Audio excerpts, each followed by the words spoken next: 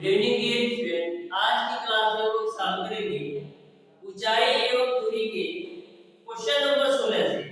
इसके पहले ऑलरेडी मैंने ऊंचाई एवं दूरी का दो क्लास ले रखा हो, जिसमें मैंने आपको बेसिक कॉन्सेप्ट के साथ साथ क्वेश्चन नंबर 1 से लेकर के क्वेश्चन नंबर 15 तक के सारे प्रश्नों का सॉल्यूशन करवा दिया है। यदि वो वीडियो आपने अभी तक नहीं देखा है तो जरूर देखिएगा, डिस्क्रिप्शन में उसका लिंक मिल जाएगा। Dear student, height and distance एक ऐसा चैप्टर है जिससे आपके आईईआरटी एंट्रेंस एग्जाम में प्रत्येक वर्ष 3 से 4 क्वेश्चन पूछा जाता है। तो यह चैप्टर आपके आईईआरटी एंट्रेंस एग्जाम के पॉइंट ऑफ व्यू से अति महत्वपूर्ण चैप्टर है। इस चैप्टर के जितने भी क्वेश्चन दिए गए हैं, टोटल क्वेश्चन अपने आप में बहुत ही इंपॉर्टेंट है। तो प्रत्येक क्वेश्चन को आपको ध्यान से अच्छी तरीके से समझते हुए चलना है। जो आपका डियर स्टूडेंट क्वेश्चन नंबर 16 है, उसमें कुछ थोड़ा सा मिसप्रिंट है। जो आपका क्वेश्चन नंबर 16 है उसमें आपका कुछ थोड़ा सा मिसप्रिंट है, इसलिए क्वेश्चन नंबर 16 को मैं अभी आपको नहीं सॉल्व करवाऊंगा। आज की क्लास में डियर स्टूडेंट हम लोग सॉल्व करेंगे क्वेश्चन नंबर 17 से। तो क्वेश्चन नंबर 17 को ध्यान से समझिएगा कैसे सॉल्व करना है। तो क्वेश्चन नंबर 17 आपका इस प्रकार से है, एक हवाई जहाज एक सड़क के ऊपर उड़ रहा है। जब वह सड़क पर लगे किसी दो पत्थरों के बीच की दूरी 1 किलोमीटर आकाश में होता है, तो पत्थरों के अवनमन कोण 30 डिग्री तथा 60 डिग्री मिलते हैं। जहाज की ऊंचाई मीटर में होगी, ये आपको बताना है। तो ध्यान से इस क्वेश्चन को समझिएगा कैसे सॉल्व करना है। इस क्वेश्चन में आपका जो फिगर रहा होगा कुछ इस तरीके से होगा। दो पत्थर है, तो यहाँ पर मैंने एक पॉइंट को मान लिया, एक पत्थर आपका ए पॉइंट पर होगा और एक पत्थर आपका बी पॉइंट है। इन दोनों पत्थरों के बीच की दूरी आपको दे रखा है 1 किलोमीटर, यानी ए से बी तक की जो बीच की दूरी दे रखा है डियर स्टूडेंट, वो आपको दे रखा है 1 किलोमीटर। ए से बी तक की दूरी आपको दे रखा है 1 किलोमीटर। और जो अवनमन कोण बनते हैं वो आपका 30 डिग्री और 60 डिग्री बनते हैं। अवनमन कोण आपका 30 डिग्री और 60 डिग्री बनता है। तो यहाँ पर यदि आपका 30 डिग्री बन रहा होगा तो यहाँ पर आपका 60 डिग्री बन रहा होगा। अब डियर स्टूडेंट, एकांतर कोण के माध्यम से इसको आप मान लो पॉइंट सी, एकांतर कोण से ए यदि 30 डिग्री है तो ए भी आपका 30 डिग्री ही होगा। और डियर स्टूडेंट, यदि आपका ए एंगल 60 डिग्री है तो ए भी एंगल आपका 60 डिग्री ही होगा। यहाँ तक आपको पूरी बात क्लियर समझ में आ गई होगी। इसको आप मान लो डियर स्टूडेंट ए आपका पॉइंट डी है। यहाँ तक आपको समझ में आ गया होगा। अब डियर स्टूडेंट, आपको जहाज की ऊंचाई मीटर में बताना है, तो यानी कि आपको सी से डी तक के बीच की दूरी बताना है कितना है। तो इसको मैं मान लेता हूं डियर स्टूडेंट कि सी से डी तक के जो बीच की दूरी है वो आपका है h। यहां तक आपको पूरी बात क्लियर समझ में आ गई। अब ध्यान से समझिएगा डियर स्टूडेंट, इस क्वेश्चन को कैसे सॉल्व करना है। सबसे पहले बात करते हैं डियर स्टूडेंट त्रिभुज ए सी और डी से।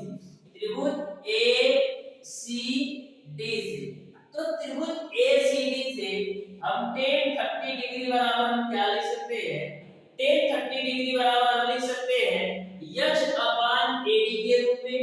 तो h अपान आप AD लिख दो। tan 30 डिग्री की वैल्यू होती है 1 अपान का डिग्री 3 बराबर आपका हो जाएगा h अपान AD। तो यहाँ से AD की वैल्यू आप निकालोगे तो आपको मिलेगा h√3। यहाँ तक आपको पूरी बात क्लियर समझ में आया होगा। अब बात करते हैं डियर स्टूडेंट त्रिभुज BCD से। तो लिखेंगे त्रिभुज BCD से। तो त्रिभुज BCD से आप tan 60 डिग्री बराबर क्या लिख सकते हैं, tan 60 डिग्री बराबर आपका हो जाएगा h अपान BD के रूप में। तो यहाँ पर आप रख दो h अपान BD के रूप में। अब डियर स्टूडेंट, tan 60 डिग्री की वैल्यू आपका होता है कड़ी में 3 बराबर आपका हो जाएगा h अपान BD। यहाँ से आप BD वैल्यू निकालोगे तो मिलेगा आपको h अपान कड़ी में 3 के रूप में। अब आपको पता है डियर स्टूडेंट AD और BD के बीच की दूरी जो है टोटल वो आपका 1 किलोमीटर के बराबर है, यानी कि BD प्लस का AD का जो वैल्यू है, जो आपका BD प्लस का AD की वैल्यू है वो आपका 1 किलोमीटर के बराबर है। 1 किलोमीटर को मीटर में हम लिख सकते हैं 1000 मीटर के बराबर। तो BD प्लस AD बराबर आपका है टोटल 1 किलोमीटर। 1 किलोमीटर को हम 1000 मीटर के रूप में भी लिख सकते हैं, क्योंकि 1 किलोमीटर में 1000 मीटर होता है। अब डियर स्टूडेंट BD का मान रख दो, h मान कड़ी में 3 है तो h मान आप कड़ी में 3 रख दीजिएगा। अब प्लस का AD की वैल्यू आपने निकाला है h कड़ी में 3, तो h कड़ी में 3 रख दो, बराबर आपका हो जाएगा 1। यहां तक आपको समझ में आ गया होगा। अब देखिएगा डियर स्टूडेंट करते क्या है, यहां पर आप एलसीएम लेके सॉल्व कर लो तो देखिएगा एलसीएम तो आपको मिलेगा √3। उसके बाद से यहां पर h है तो h ही रहेगा। उसके बाद से √3 का √3 में मल्टीप्लाई कराओगे तो मिलेगा आपको 3 का h के रूप में, क्योंकि √h 3 का √3 में कराओगे तो 3 मिलेगा। ये ऑलरेडी है ही, बराबर आपका हो जाएगा 1000 है तो आप 1000 नोट कर लीजिए। यहां तक किसी को कोई प्रॉब्लम नहीं होना चाहिए। तो 3h और h जोड़ोगे तो मिलेगा आपको 4h बराबर 1000 का कड़ी में 3 में गुणा कराओ तो मिलेगा आपको 1000 कड़ी में 3 के रूप में। 4 से कैंसिल कर दो तो 4 दूना 8, 4 5 20 और 0, यानी h की वैल्यू आपने निकाल लिया 250 कड़ी में 3। h की वैल्यू आपने निकाल लिया 250 कड़ी में 3। अब देखिए आपका किस रूप में आंसर दिया है, तो आपका आंसर ऑप्शन नंबर ए में आपका जो आंसर होगा क्वेश्चन नंबर 17 का वो आपका ऑप्शन नंबर बी सही हो जाएगा।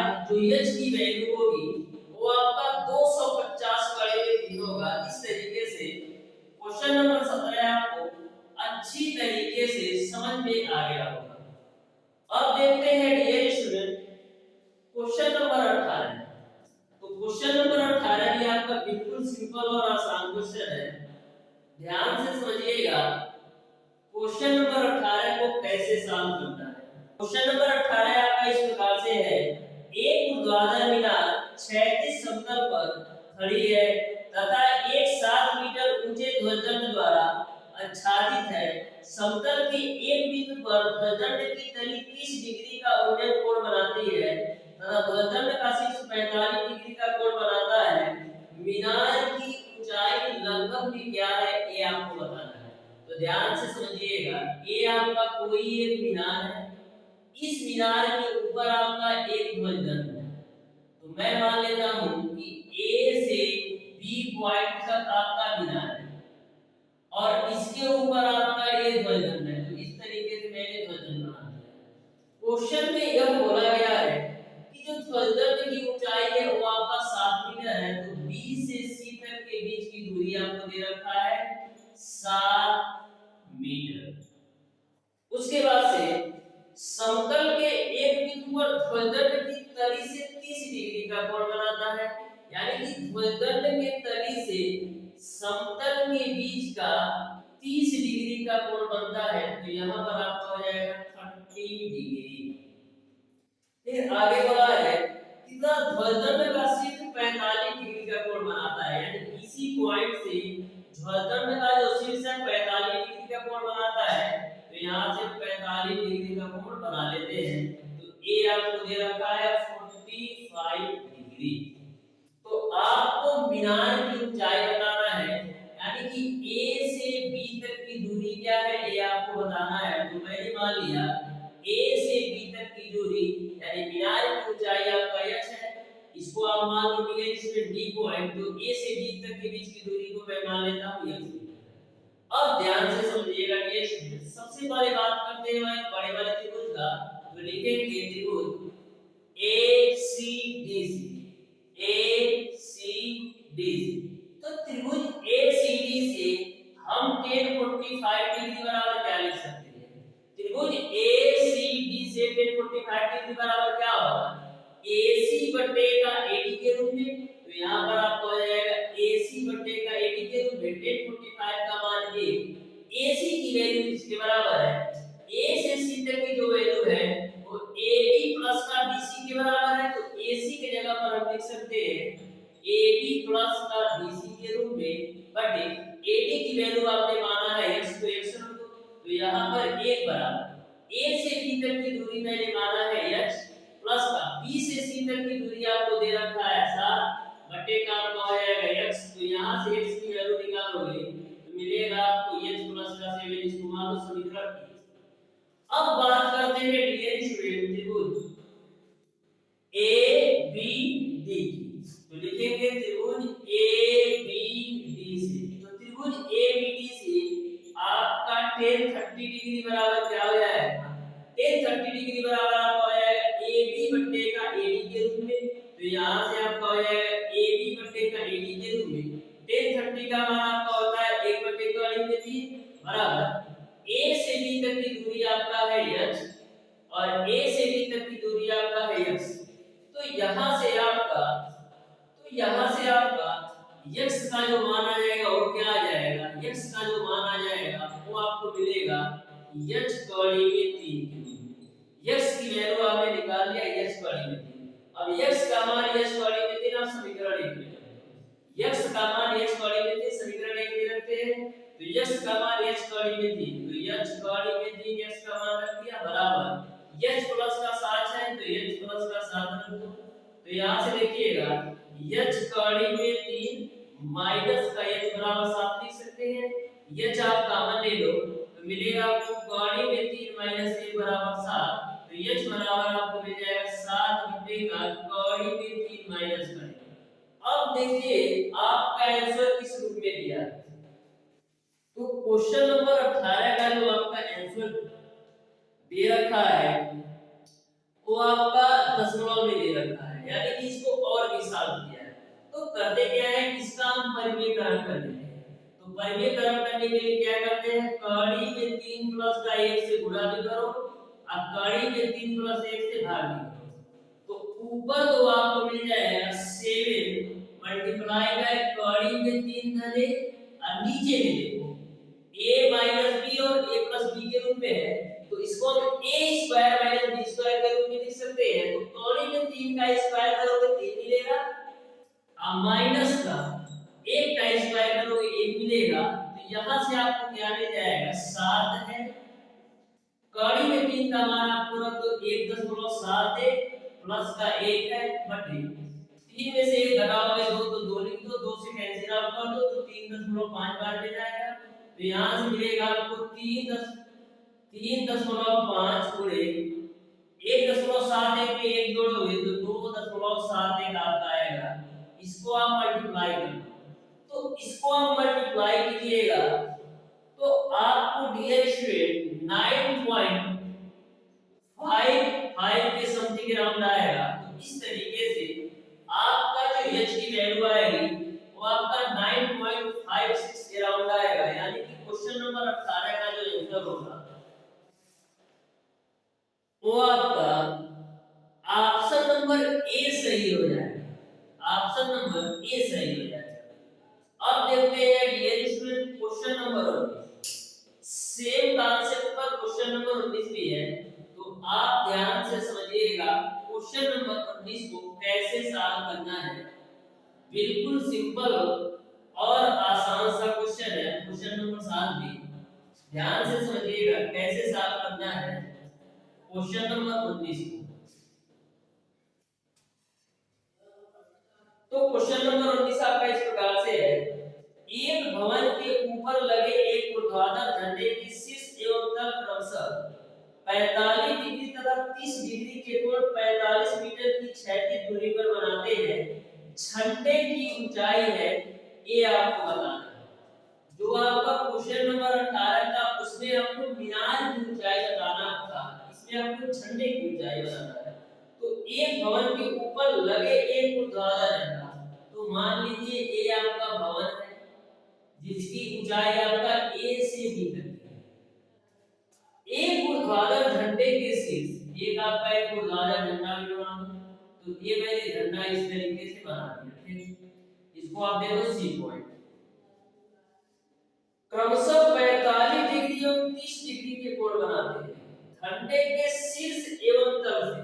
तो झंडे के शीर्ष से 45 डिग्री का कोण बनाता है और झंडे के तली से, यानी कि झंडे के तली से आपका 30 डिग्री का कोण बनाता है।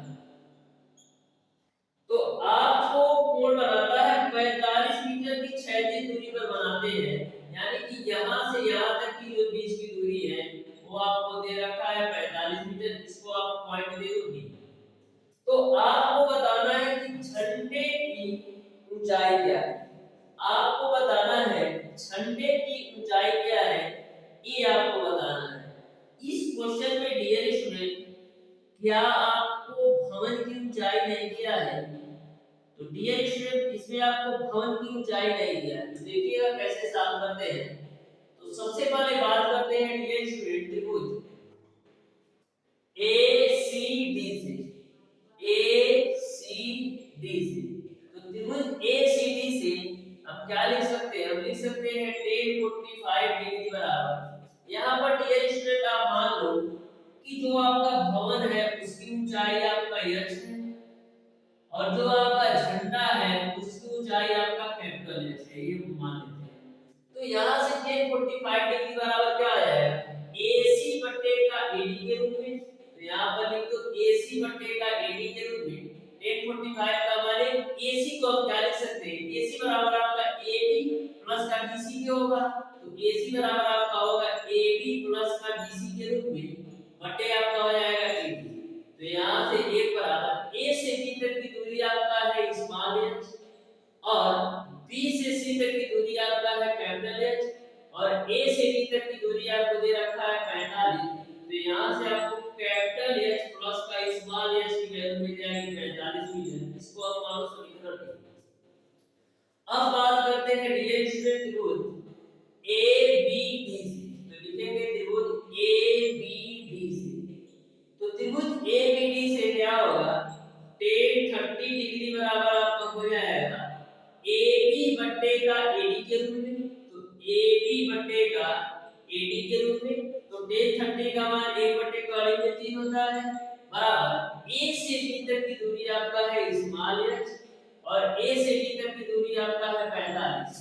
तो यहाँ से h बराबर आप निकालोगे तो मिलेगा आपको 45 बट्टे का कड़ी में 3, कड़ी में 3 से गुणा भी कर दो इसमें, अब कड़ी में 3 से भाग भी कर दो, तो h की वैल्यू क्या आ जाएगी, h की वैल्यू आपको मिल जाएगी 45 कड़ी में 3 अब बट्टे का कड़ी में 3 गुणे कड़ी में 3 3 मिल जाएगा, 3 से काट दो तो 15 बार, यानी h की वैल्यू आपको मिल जाएगी 15 कड़ी में 3 के रूप में।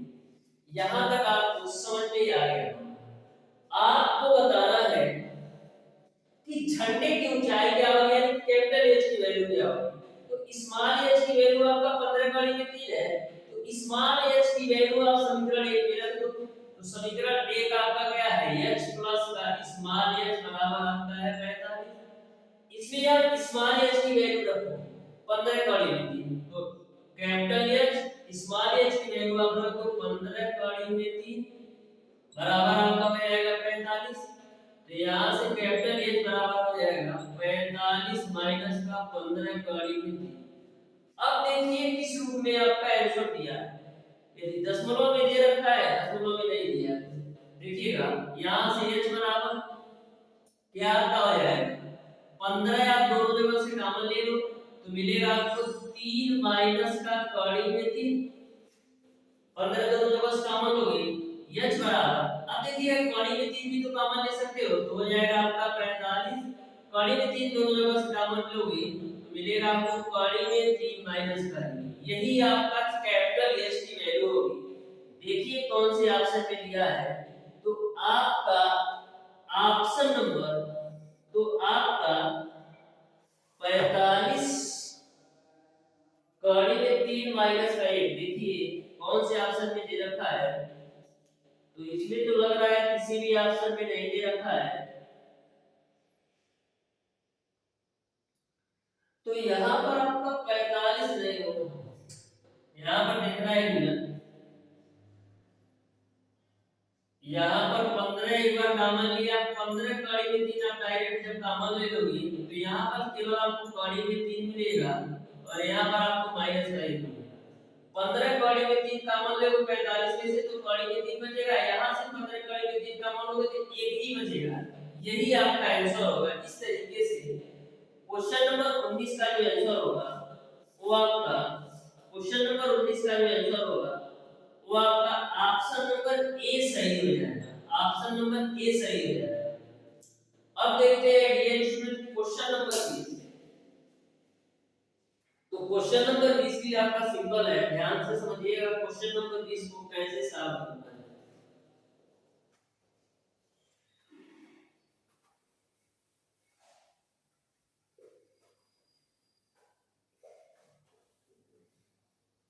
तो क्वेश्चन नंबर 20 आपका इस प्रकार से है, दो ध्रुवों के बीच की क्षैतिज दूरी 60 मीटर है। पहले ध्रुव का शिखर दूसरे ध्रुव के शिखर से 45 डिग्री का अवनमन कोण बनाता है। यदि पहले ध्रुव की ऊंचाई 150 मीटर है तो दूसरे ध्रुव की ऊंचाई क्या होगी, ये आपको बताना है। तो ध्यान से समझिएगा क्वेश्चन नंबर 20 को भी। बोला है दो ध्रुवों के बीच की क्षैतिज दूरी 60 मीटर है। तो ये मैंने मान लिया एक आपका ए ध्रुव है और दूसरा आपका ए ध्रुव। तो दोनों ध्रुवों के जो बीच की दूरी दे रखा है वो आपको दे रखा है 60 मीटर। फिर बोला गया है ये फिर बोला गया है पहले ध्रुव का शिखर दूसरे ध्रुव के शिखर से 45 डिग्री का अवनमन कोण बनाता है। तो पहले ध्रुव का शिखर आपका ए पॉइंट है और दूसरे ध्रुव का शिखर आपका ए पॉइंट है। इनके बीच का जो अवनमन कोण है वो आपको बोला गया है 45 डिग्री बनता है। तो यहाँ से आपका जो अवनमन कोण हो जाएगा डियर स्टूडेंट, जो अवनमन कोण आपका हो जाएगा वो आपका है 45 डिग्री। तो ये आपका हो जाएगा 45 डिग्री, ये आपका हो जाएगा 45 डिग्री। तो ये 45 डिग्री होगा तो यहाँ पर भी आपका ए वाले की वैल्यू आपका 45 डिग्री होगा। यहाँ पर डियर स्टूडेंट ए दूरी और ए दूरी आपस में समान है तो ये 60 मीटर है तो ए भी आपका 60 मीटर ही होगा। नामकरण कर दीजिए ए बी सी डी और ई की दूरी। फिर आगे बोला गया है 45 डिग्री का अवनमन कोण बनाता है यदि पहले ध्रुव की ऊंचाई 150 मीटर है। तो पहले ध्रुव की ऊंचाई क्या है बी से ई तक की। तो पहले ध्रुव की ऊंचाई आपको दे रखा है 150 मीटर, यानी कि बी से ई तक की जो बीच की दूरी है 150 मीटर। तो आपको दूसरे ध्रुव की ऊंचाई बताना है, यानी ए से बी तक की दूरी बताना है। तो मैं मान लेता हूं ए से बी तक की जो दूरी है वो आपका है 100 मीटर। यही आपको याद रखना है। तो ध्यान से समझिएगा कैसे सॉल्व करना है इस क्वेश्चन को। सबसे पहले डियर स्टूडेंट बात करते हैं सबसे पहले डियर स्टूडेंट हम बात करते हैं कि त्रिभुज DCE से। तो त्रिभुज DCE से तो त्रिभुज DCE से हम क्या लिख सकते हैं, हम लिख सकते हैं tan 45 डिग्री बराबर क्या होगा CE बट्टे का DC के रूप में। तो CE बट्टे का आपका DC के रूप में हो जाएगा। अब देखिएगा tan 45 का मान है CE का मान क्या होगा। यहाँ पर आपका B से E तक की दूरी आपका 150 मीटर है तो C से E तक की दूरी क्या होगा।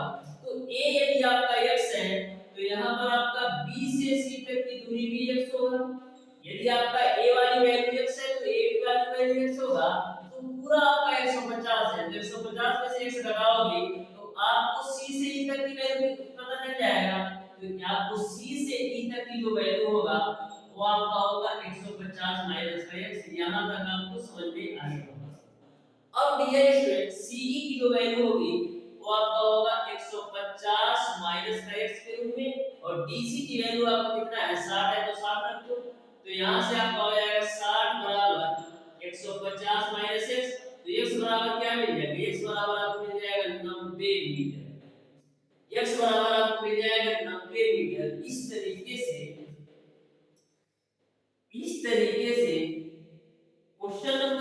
का जो आंसर होगा वो आपका ऑप्शन नंबर सी सही हो जाएगा। क्वेश्चन नंबर 20 का जो आंसर होगा वो आपका ऑप्शन नंबर सी सही हो जाएगा। क्वेश्चन नंबर 20 का ऑप्शन नंबर सी सही हो जाएगा। बिल्कुल सिंपल सा क्वेश्चन है, बस आपको अच्छी तरीके से क्वेश्चन की लैंग्वेज को समझना है। तो देखिएगा डियर स्टूडेंट, क्वेश्चन नंबर 21 को कैसे सॉल्व करना है। ये भी क्वेश्चन आपका बिल्कुल सिंपल और आसान सा क्वेश्चन है, तो ध्यान से समझिएगा क्वेश्चन नंबर 21 को कैसे सॉल्व करना है। तो देखिएगा क्वेश्चन नंबर 21 को बोला है एक व्यक्ति किसी बिंदु पर 600 मीटर ऊंची पहाड़ी का उन्नयन कोण 30 डिग्री पाता है। 10 मिनट तक पहाड़ी की ओर चलने पर उन्नयन कोण आपका 60 डिग्री हो जाता है, तो व्यक्ति की चाल मीटर प्रति घंटे में होगी, ये आपको बताना है। तो ध्यान से समझिएगा, एक व्यक्ति किसी बिंदु पर 600 मीटर ऊंची पहाड़ी, तो मान लीजिए ये आपकी पहाड़ी है जिसकी ऊंचाई आपको दे रखा है 600 मीटर। तो ये आपकी पहाड़ी है, इसको नाम दे दो ए से बी तक पहाड़ी है जिसकी ऊंचाई आपका 600 मीटर है। का उन्नयन कोण 30 डिग्री है। इसका जो उन्नयन कोण है वो आपको दे रखा है 30 डिग्री, तो यहाँ पर आपका ये आपका 30 डिग्री हो गया। 10 मिनट तक पहाड़ी की ओर चलने पर, यानी कि इस पॉइंट से पहाड़ी की ओर आप 10 मिनट तक चलते हैं, तो यही उन्नयन कोण 30 डिग्री से बढ़ करके आपका 60 डिग्री हो जाता है। तो आपको यह बताना है कि वक्र की चाल मीटर प्रति घंटा में होगा। तो मैं मान लेता हूं ए हो गया, बी हो गया, इसको आप मान लो सी, इसको मान लो आप डी। तो मैं मान लेता हूं कि 30 से 60 डिग्री होने में उसने x दूरी तय की होगी। यदि इसको मैं x मान लूं और इसको मैं मान लूं y, यानी कि यदि x वाली दूरी में ज्ञात कर लूं तो मैं वक्र की चाल ज्ञात कर सकता हूं, जिससे कि वो 30 डिग्री से 60 डिग्री हुआ तो कितना टाइम लगा, 10 मिनट लगा। तो टाइम तो पता है, यानी कि हमको दूरी चाहिए, यानी c से d तक की दूरी पता चल जाए तो हम वक्र की चाल ज्ञात कर सकते हैं, क्योंकि c से d तक जाने में उसने 10 मिनट का टाइम दिया है। तो ध्यान से समझिएगा कैसे सॉल्व करना है। सबसे पहले बात करते हैं डियर स्टूडेंट त्रिभुज ABDC, त्रिभुज ABDC। तो त्रिभुज ABD से क्या होगा, tan 60 डिग्री बराबर आपका हो जाएगा AB बटे का AD के रूप में। तो tan 60 का मान गाड़ी में थी, A से B तक की दूरी आपका है 600 मीटर बटे का AD की वैल्यू आपका y है, तो y रख दो। तो यहां से डियर स्टूडेंट y की वैल्यू आप निकालोगे तो मिलेगा आपको 600 बटे का 30। अब देखिएगा डियर स्टूडेंट, बात करते हैं त्रिभुज बड़े वाले त्रिभुज का, यानी ABC से। तो त्रिभुज ABC से, तो त्रिभुज ABC से हम क्या लिख सकते हैं, हम लिख सकते हैं tan 30 डिग्री बराबर आपका हो जाएगा AB बटे का AC के रूप में। तो AB बटे का AC के रूप में, तो tan 30 का मान आपका है 1 बटे का A से B तक की दूरी है आपका 600 बटे का A से C तक की दूरी आपका क्या है, A से C तक की जो दूरी है उसको हम क्या लिख सकते हैं, CD प्लस का AD के रूप में। A से C तक की जो दूरी है वो CD प्लस का AD के बराबर है, क्योंकि A से C तक की दूरी CD और AD की दूरी के योग के बराबर है। तो यहां से आपका हो जाएगा 1 बटे का 3 बराबर 600 बटे C से D तक की दूरी मैंने माना है x और A से D तक की दूरी मैंने माना है y। यहां तक आपको समझ में आ गया। तो यहां से देखिएगा सॉल्व करेंगे तो x प्लस y की वैल्यू आपको मिल जाएगा 600 कड़ी में 3 के रूप में। इसको आप समीकरण लिख लो, x प्लस y की वैल्यू 600 कड़ी में 3 है। अब y की वैल्यू आपको पता है 600 बटे कड़ी में 3 है ना, तो y की वैल्यू इसमें रख दो समीकरण 1 में। y की वैल्यू समीकरण 1 में रखते हैं तो देखिएगा क्या मिलेगा।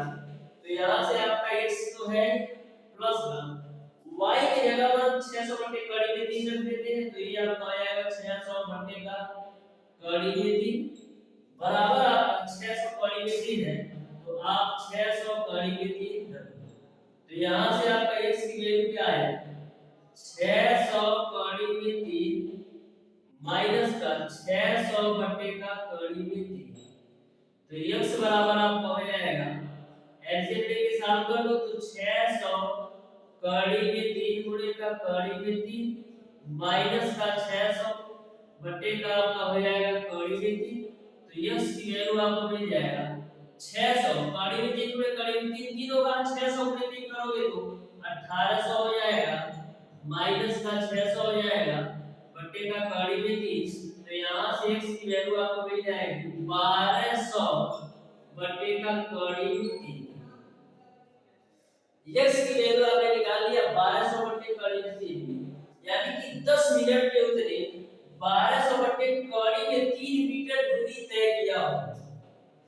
10 मिनट में 1200 बटे कड़ी में 3 मीटर दूरी तय किया हो।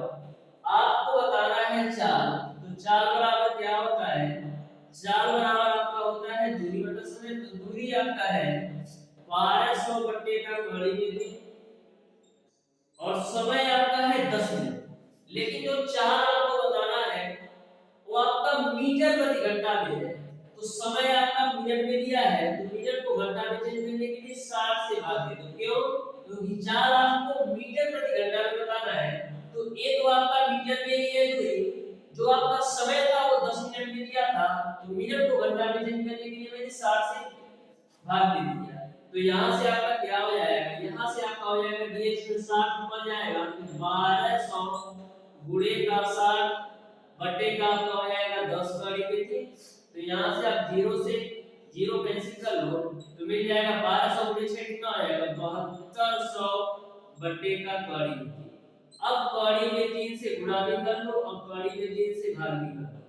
तो यहाँ से आपको क्या मिलेगा, ऊपर तो आपको मिल जाएगा 7200 कड़ी में 3, नीचे कड़ी में 3 गुणे कड़ी में 3 करोगे तो 3 मिलेगा, 3 से काट लो तो 24 बार में जाएगा, यानी कि आपको मिल जाएगा 2400 कड़ी में 3 मीटर प्रति आवर उसकी चाल होगी, यानी व्यक्ति की चाल 2400 कड़ी में 3 मीटर प्रति घंटा होगी।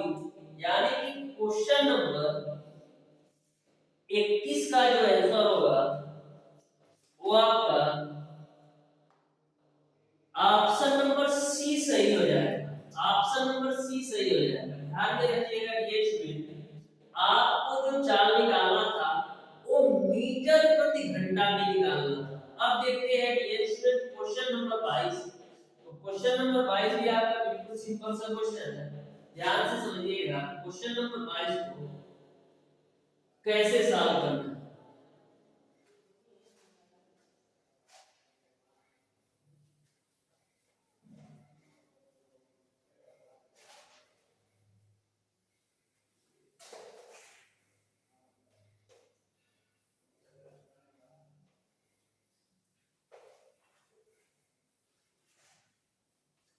तो क्वेश्चन नंबर 22 आपका इस प्रकार से है, एक गुब्बारा जिसका डोर 20 मीटर लंबी है आकाश में उड़ रहा है, यदि डोर क्षैतिज से 45 डिग्री का कोण बनाती है तो गुब्बारे की ऊंचाई होगी, ये आपको बताना है।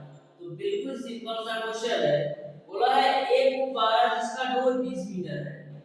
तो इस तरीके से एक गुब्बारा मान लीजिए यहाँ पर आपका गुब्बारा उड़ रहा होगा, तो जिसकी डोर आपको दे रखा है 20 मीटर, यानी कि इस डोरी की लंबाई आपको दे रखा है 20 मीटर। तो आपको बताना है यदि डोर से 45 डिग्री का कोण बनाती है, यानी यहाँ पर इसका 45 डिग्री का कोण बनता है, तो आपको गुब्बारे की ऊंचाई बताना है, यानी कि तल से गुब्बारे की ऊंचाई क्या है ये आपको बताना है। इसको ए मान लो, इसको बी मान लो, इसको सी मान लो। मैं मान लेता हूं तल से गुब्बारे की ऊंचाई जो है आपका वो आपका है h। अब इसी को सॉल्व कर लीजिए। तो यहां पर आप देख रहे हैं कि h आपका लंब की वैल्यू पता है और कोण की वैल्यू पता है, तो हम क्या लिख सकते हैं, हम कह सकते हैं कि sin 45 डिग्री बराबर लंब बटे का कोण होता है, तो लंब की वैल्यू h है और कोण की वैल्यू 20 है। तो sin 125 डिग्री का मान 1/2 बराबर आपका हो जाएगा h 120। तो h की वैल्यू निकालोगे तो क्या मिलेगा 20/2 h की वैल्यू आप निकालोगे तो 20/2 तो h बराबर हम क्या लिख सकते हैं 20 को लिख सकते हैं 2 * 10/2 तो h बराबर आपका हो जाएगा 2 को लिख सकते हैं 2 के रूप में गुणे 10 हो जाएगा बटे आपका 2 से 2 कैंसिल तो h की वैल्यू आपको मिल जाएगा 10 तो h बराबर आपको मिल जाएगा 10 और 2 की वैल्यू 1.4 है इसको मल्टीप्लाई कराओगे तो 14.10 अराउंड आएगा। तो इस तरीके से जो गुब्बारे की तल से ऊंचाई होगी वो आपका 15.10 के नियर अबाउट आएगा। इस तरीके से क्वेश्चन नंबर 22 का जो आंसर होगा वो आपका ऑप्शन नंबर सी सही हो जाएगा। 14.14 का हो या 14.10 तो चारों ऑप्शंस को आप देखिएगा कि 14 पॉइंट के रूप में कोई भी ऑप्शन नहीं दिया है, केवल एक ही ऑप्शन दिया है।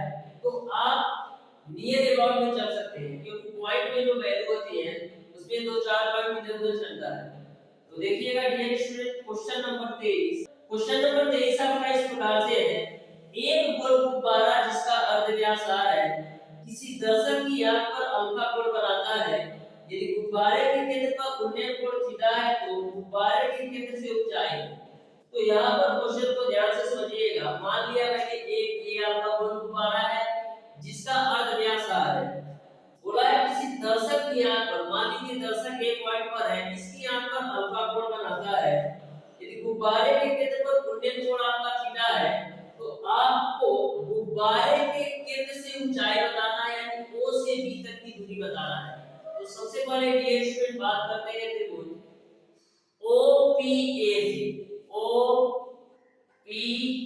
से।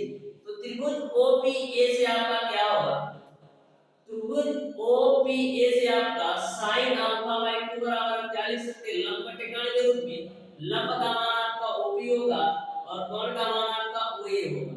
तो यहां से आपका sin α/2 बराबर OP की वैल्यू है यार बटे का आपका OA हो जाएगा। तो OA बराबर हम लिख सकते हैं r बटे sin α/2। तो यहां से आपका OA बराबर क्या हो जाएगा r cosec α/2 क्योंकि 1/sin α/2 को हम cosec α/2 लिख सकते हैं। यहां तक आपको समझ में आ गया। अब डियर स्टूडेंट बात करते हैं त्रिभुज AOB से। तो त्रिभुज AOB से आपका क्या होगा त्रिभुज AOB से आपका sin थीटा बराबर लंब बटे कोण होगा। लंब की वैल्यू आपका O से B तक की होगी और जो कोण की वैल्यू होगी वो आपका O से A तक का होगा। तो यहां से आपका sin थीटा बराबर OB की वैल्यू क्या है OB की वैल्यू आपको ज्ञात करना है और OA की वैल्यू आपने निकालना है r cosec α/2। तो यहां से आपका OB की वैल्यू आ जाएगा sin थीटा इनटू का r cosec α/2। यही आपका आंसर होगा। इस तरीके से क्वेश्चन नंबर 23 का जो आंसर होगा देखिए कौन से ऑप्शन में दिया है।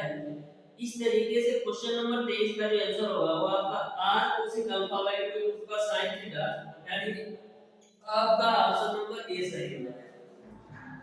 अब देखते हैं डियर स्टूडेंट क्वेश्चन नंबर 24 को। क्वेश्चन नंबर 24 भी आपका बिल्कुल सिंपल और आसान क्वेश्चन है।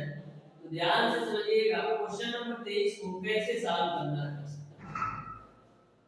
तो क्वेश्चन नंबर 24 आपका इस प्रकार से है आंधी के कारण टूटे पेड़ का ऊपरी किनारा जमीन के तल से के साथ 30 डिग्री का कोण बनाता है तथा पेड़ के 5 से 15 मीटर की दूरी पर ऊपरी किनारा जमीन को छूता है। पेड़ की मूल ऊंचाई मीटर में है ये आपको बताना है। तो ध्यान से समझिएगा। मान लीजिए ये आपका कोई पेड़ था जिसकी ऊंचाई आपका A से B तक थी। मान लीजिए डियर स्टूडेंट यह पेड़ हुआ है C पॉइंट से टूटा और टूट करके जाके जमीन से लग जाता है वो आपको मैं मान लेता हूं D पॉइंट। पूरा पेड़ आपका पेड़ की मूल ऊंचाई आपका एक ही है। यह पेड़ जो है C पॉइंट से टूट करके जमीन से जाके लग जाता है D पॉइंट पर। तो आपको पेड़ की मूल ऊंचाई बताना है, जबकि आपको दे रखा है कि पेड़ का जो स्टार्टिंग पॉइंट है और पेड़ जहां पर टूट लगता है इसके बीच की दूरी आपको दे रखा है 15 मीटर, और आपको डियर स्टूडेंट 30 डिग्री का कोण बनाता है, यानी कि पेड़ का जो ऊपरी सिरा धरती को टच करता है इसके बीच का कोण आपको दे रखा है 30 डिग्री। तो आपको बताना है कि पेड़ की मूल ऊंचाई क्या है, ये आपको बताना है। तो सबसे पहले डियर स्टूडेंट मैं मान लेता हूं कि ए से सी तक की जो दूरी है वो आपका है x, और इसको तो मानने की जरूरत नहीं है क्योंकि यही वाला पोर्शन आपका टूट करके यहाँ पर लगा है, यही वाला पोर्शन आपका टूट करके यहाँ पर लगा है, तो इसको हम वैसे ही रखेंगे। यानी कि यदि हमको A से C तक की दूरी और C से D तक की दूरी पता चल जाए तो हम पेड़ की मूल ऊंचाई निकाल सकते हैं, क्योंकि A वाला पोर्शन तो आपका यही है, जो आपका C से D तक की दूरी का पेड़ टूटा है वही तो टूटा हुआ आपका C से D तक के रूप में है। तो यहाँ से देखिएगा, यहाँ से कैसे सॉल्व करेंगे, आपको लंब और आधार की वैल्यू पता है, तो यहाँ से आप 10 30 बराबर लिख सकते हो लंब बटे का आधार, तो लंब आपका x है, आधार आपका 15 है, 10 30 का मान आपका होगा 1/3 में 3 बराबर हो जाएगा x/15। तो x की वैल्यू आप निकालोगे तो मिलेगा आपको 15/3, x की वैल्यू आप निकालोगे तो 15/3 मिलेगा। अब देखिएगा डियर स्टूडेंट, तो x का मान आ गया वो आपका 15/3 किलो, यानी a से c तक की दूरी आपने निकाल लिया 15/3। अब हमको c से d तक की दूरी चाहिए, तो c सर्किट यानी कौन हमको चाहिए, तो इसके लिए हम क्या करेंगे, हम sin का लगा देते हैं। sin 30 बराबर आपका होता है लंब बटे का कौन, तो लंब तो आपका क्या है a से d तक, a से c तक की दूरी आएगी, और जो कोण भी आएगा वो आपका c से d तक की दूरी आएगी। sin 30 का मान 1/2 हो जाएगा। a से c तक की दूरी, a से c तक की दूरी आपने निकाला है 15/3 और c से d तक की दूरी नहीं पता है तो cd रखो। तो यहां से आप cd की वैल्यू निकालोगे तो मिलेगा आपको 15/3 गुणे 2, यानी कि cd की वैल्यू आपको मिल जाएगा 30/3। अब आपको a से c तक की भी वैल्यू पता चल गया और c से d तक की, तो आप पेड़ की ऊंचाई निकाल सकते हो। तो पेड़ की ऊंचाई क्या हो जाएगी, पेड़ की जो ऊंचाई होगी वो आपका a से c तक की दूरी और c से d तक की दूरी के बराबर होगी। तो आपको a से c तक की दूरी में आपको c से d तक की दूरी जोड़ लेना है। तो a से c तक की दूरी आपने कितना निकाला है, a से c तक की दूरी आपने निकाला है 15/3 प्लस का c से d तक की दूरी आपने निकाला है 30/3, तो 30/3, तो 30 और 15 आपका हो जाएगा 45/3। इसमें आप कड़ी में 3 से गुणा भी कर लो और कड़ी में 3 से भाग भी कर लो, तो ऊपर आपको मिलेगा 45 कड़ी में 3, कड़ी में 3 गुणे कड़ी में 3 तो 3 हो जाएगा, ये आपको 15 बार में कटेगा, यानी आपको मिल जाएगा 15 कड़ी में 3। इस तरीके से जो पेड़ की ऊंचाई होगी वो आपका 15 कड़ी में 3 होगा, यानी कि क्वेश्चन नंबर 24 का जो आंसर होगा वो आपका ऑप्शन नंबर बी सही हो जाएगा। एक बात ध्यान में रखिएगा डियर स्टूडेंट, जो आपका सी से डी तक की दूरी है यही आपका पेड़ का टूटा हुआ भाग यहाँ तक लगा है, इसीलिए मैंने ए से सी तक की दूरी और सी से डी तक की दूरी निकाला और दोनों को ऐड कर दिया तो पेड़ की मूल ऊंचाई पता चल गया। तो देखिएगा क्वेश्चन नंबर 25 को कैसे सॉल्व करना है।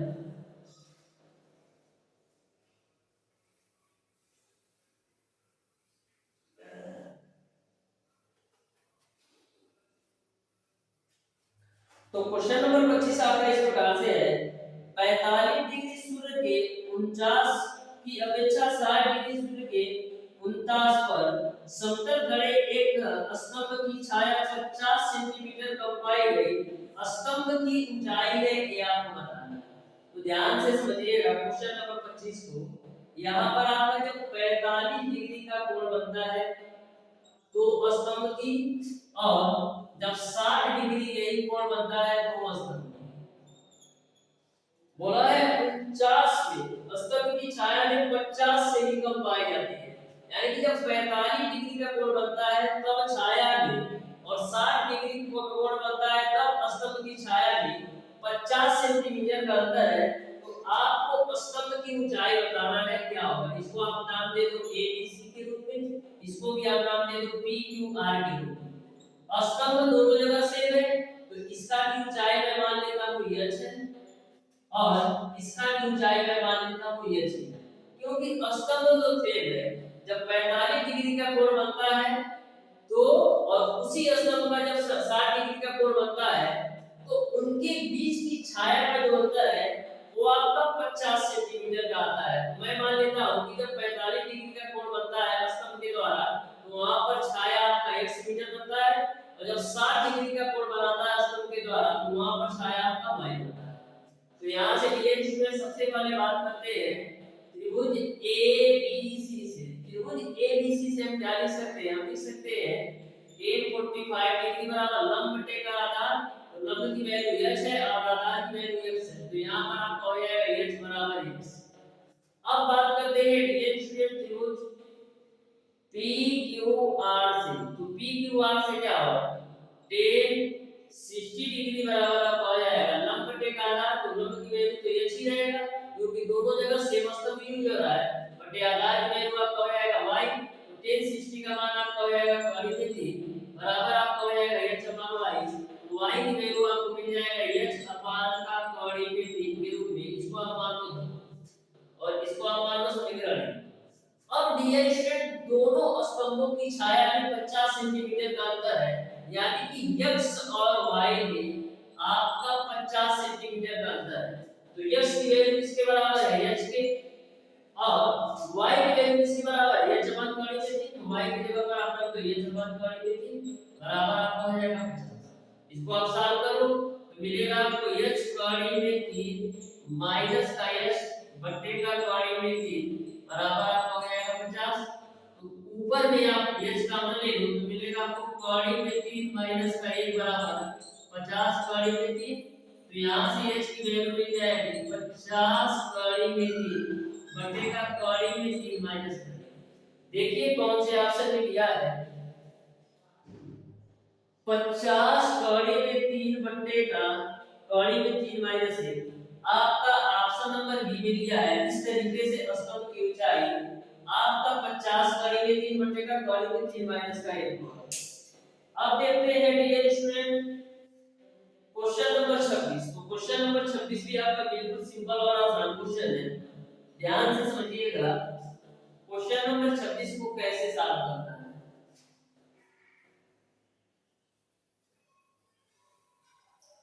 तो क्वेश्चन नंबर 26 आपका इस प्रकार से है, एक मीनार के आधार से A तथा B दूरी पर स्थित दो बिंदुओं पर मीनार के शिखर के उन्नयन कोण परस्पर पूरक है मीनार की ऊंचाई। तो सबसे पहले आपको पता होना चाहिए पूरक का मतलब क्या होता है। पूरक का मतलब ये होता है डियर स्टूडेंट आपके दो कोणों का योग 90 डिग्री के बराबर होता है। तो ध्यान से समझिएगा क्वेश्चन नंबर 26 को कैसे आपको सॉल्व करना है। बोला है एक मीनार के आधार से A तथा B दूरी पर स्थित दो बिंदुओं पर मीनार के शिखर के उन्नयन कोण परस्पर पूरक है। तो इस तरीके से आपका एक मैं ले लेता हूं A दूरी पर और एक मैं ले लेता हूं B दूरी पर, यानी यहां से यहां तक की जो दूरी है वो आपका B हो जाएगा। इसको आप A पॉइंट दे दो, इसको B नाम दे दो, इसको आप C और इसको आप B दे दो। बोला है मीनार के शिखर उन्नयन कोण परस्पर पूरक है, यानी यह कोण और यह कोण परस्पर पूरक है। तो यह यदि आपका थीटा होगा तो यह आपका 90 माइनस थीटा होगा, क्योंकि पूरक का यही मतलब होता है कि दोनों कोणों का योग आपका 90 डिग्री के बराबर होना चाहिए। तो यदि यह थीटा होगा तो यह आपका 90 माइनस का थीटा होगा। तो आपको मीनार की ऊंचाई बताना है, यानी A से B तक की दूरी क्या है ये आपको बताना है। तो मैंने मान लिया मीनार की ऊंचाई आपका h। तो सबसे पहले बात करते हैं डियर स्टूडेंट त्रिभुज ABD से। ABD से तो त्रिभुज ABD से क्या होगा, ABD से हम tan थीटा बराबर लिख सकते हैं AB बट्टे का AD के रूप में। तो यहां से आपका हो जाएगा tan थीटा बराबर A से B तक की दूरी आपका है h, बस A से B तक की दूरी आपका है d, यानी कि tan थीटा बराबर आपने निकाल लिया स्मॉल h अपान स्मॉल b। अब बात करते हैं डियर स्टूडेंट त्रिभुज ए बी सी से, यानी बड़े वाले त्रिभुज से, तो हम लिख सकते हैं कि 90 माइनस का थीटा बराबर क्या लिख सकते हैं, लंब बटेगा आधार, तो लंब में आपका आएगा ए बी और आधार में आपका ए से सी तक की दूरी आएगा, तो बटेगा ए सी हो जाएगा। तो tan 90 माइनस थीटा किसके बराबर होता है, cot थीटा के बराबर होता है। ए से बी तक की दूरी आपका है h और ए से सी तक की दूरी आपका है b, तो यहां से आपको मिल जाएगा, यहां से आपको मिल जाएगा स्मॉल h बराबर b cot थीटा। यहां तक आपको समझ में आ गया। तो डियर स्टूडेंट, यहां से स्मॉल h बराबर क्या लिख सकते हैं, a tan थीटा, यहां से भी स्मॉल h बराबर लिख सकते हैं a tan थीटा के रूप में, और यहां से आपसे स्मॉल h बराबर निकाला है b cot थीटा के रूप में। अब करते क्या है डियर स्टूडेंट, इसको आप मान लो समीकरण 1 और इसको आप मान लो समीकरण 2। समीकरण 1 और 2 का आपस में गुणा करो, तो समीकरण 1 और 2 का आपस में गुणा करो, आप मिलेगा h स्क्वायर बराबर a tan थीटा गुणेगा b cot थीटा के रूप में, b cot थीटा के रूप में। तो cot theta tan theta cancel होगा, क्योंकि cot थीटा बराबर 1/tan थीटा होता है, तो यहां से h स्क्वायर बराबर आपको मिल जाएगा ab के रूप में, h की वैल्यू आपको मिल जाएगा √ab के रूप में, यानी कि जो मीनार की ऊंचाई होगी वो आपका √ab होगा। इस तरीके से क्वेश्चन नंबर 26 का ऑप्शन नंबर ए सही हो जाएगा। अब देखते हैं डियर स्टूडेंट क्वेश्चन नंबर 27। तो क्वेश्चन नंबर 27 भी आपका बिल्कुल सिंपल और आसान क्वेश्चन है, तो ध्यान से समझिएगा कैसे सॉल्व करना है। क्वेश्चन नंबर 27, क्वेश्चन नंबर 27 आपका इस प्रकार से है, यह ऊंचाई के स्तंभ के शिखर से एक पक्षी ऊपर की ओर 36 से 60 डिग्री के कोण पर उड़ता है। किसी एक समय पर पक्षी स्तंभ के आधार पर 75 डिग्री का अवनमन कोण बनाता है, उस समय स्तंभ से ऊपर पक्षी की ऊंचाई क्या है ये आपको बताना है। तो ध्यान से समझिएगा क्वेश्चन नंबर 27 को। सबसे पहले डियर स्टूडेंट, यह ऊंचाई का एक स्तंभ है, तो इस तरीके से मैंने एक स्तंभ बना लिया जिसकी ऊंचाई आपका h है, तो a आपका ये dh होगा, तो यहां पर आपका a वाली की वैल्यू आपका h है। h ऊंचाई पर आपका एक पक्षी ऊपर की ओर 36 से 60 डिग्री का कोण बनाता है, यानी कि इस शिखर के ऊपर से 60 डिग्री का कोण बनाता है, तो आपका कुछ इस तरीके से यहाँ पर आपका पक्षी उड़ रहा होगा जो कि शिखर से आपका 60 डिग्री का कोण बनाता है। फिर बोल रहा है कि किसी एक समय पर पक्षी स्तंभ के आधार पर, यानी स्तंभ आपका तो यही है, इसके आधार से 75 डिग्री का अवनमन कोण बनाता है, तो आपका 75 डिग्री का अवनमन कोण आपका इस तरीके से हो जाएगा स्तंभ के आधार से, यानी कि आपका कुछ इस तरीके से बनेगा जो कि आपका 75 डिग्री का कोण बनाता है। तो उस समय स्तंभ के ऊपर पक्षी की ऊंचाई क्या है ये आपको बताना है, तो ध्यान से समझिएगा कैसे सॉल्व करना है। मैं मान लेता हूं डियर स्टूडेंट, स्तंभ से वह कैपिटल H ऊंचाई पर वह पक्षी जो है उड़ रहा है, ये मैं मान लेता हूं। तो यहां से डियर स्टूडेंट नामकरण कर दो a b, इसको c मानो, इसको आप d मानो और इसको e मान लो, यानी e पॉइंट पर पक्षी उड़ रहा हो। तो सबसे पहले बात करते हैं डियर स्टूडेंट त्रिभुज DCE से, तो DC और E से, तो त्रिभुज DCE से हम क्या लिख सकते हैं, आप लिख सकते हैं tan 60 डिग्री बराबर आपका क्या होगा EC बटेगा DC के रूप में, तो यहाँ पर tan 60 का मान आपका हो जाएगा काड़ी के 3 और EC की वैल्यू मैंने माना है कैपिटल H और DC की वैल्यू आपको पता नहीं है, तो इसको आप DC रखें। तो यहाँ से कैपिटल H बराबर आप लिख सकते हो काड़ी में 3 इनटू का DC के रूप में, इसको मान लो DC।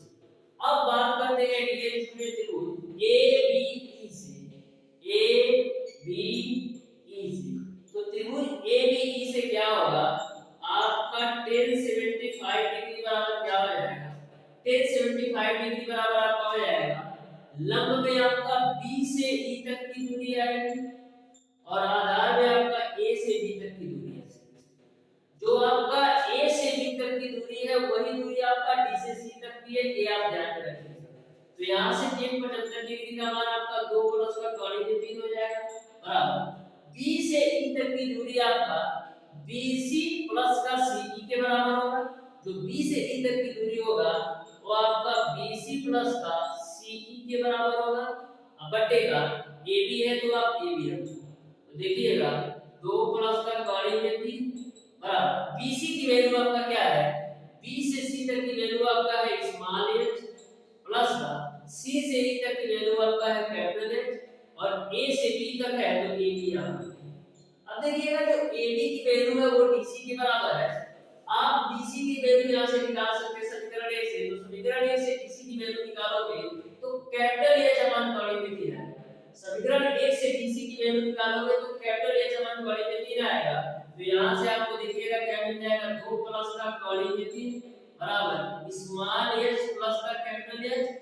जो AD की वैल्यू है वो आपका DC के बराबर है और DC की जगह पर हम लिख सकते हैं समीकरण 1 से यश अपान का कॉड़ी में 3।